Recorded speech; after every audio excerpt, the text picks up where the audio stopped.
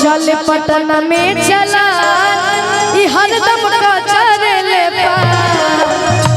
और सर जब मिथिलेश शंकर के बेटे की शादी थी, जब भैया की शादी थी, तो सर ने मेरे लिए निशा जी के लिए, रितेश भैया के लिए, सभी के लिए बहुत प्यार से बोला था। और 1 बजे तक सर ने हम लोग का कार्यक्रम सुना था। तो इस गाने में लाइन है कि दिल मुझे पता न रंगबाज राजा के, लेकिन आपके लिए क्या कहना है भैया कि दिल बोले पता न रंगबाज राजा के, दिल बोले पता न रंगबाज राजा जी।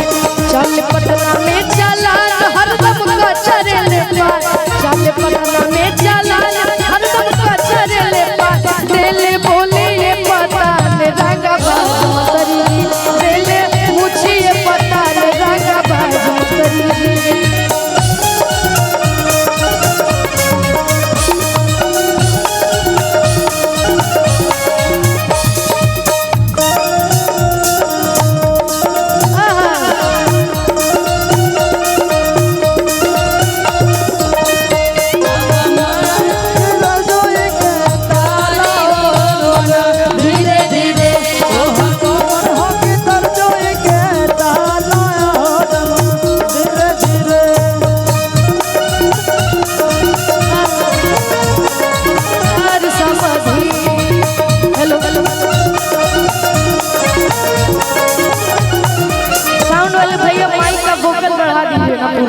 सुनाई नहीं दे रहा भैया, चलते रहे मीठा मीठा उसमें। लेकिन ये मिथिला के हैं तो मिथिला के लिए गाना हम लोग सुना दिया जाए। कोड देना भाई, मंच भारी थोड़ा सा कोड देते रहना।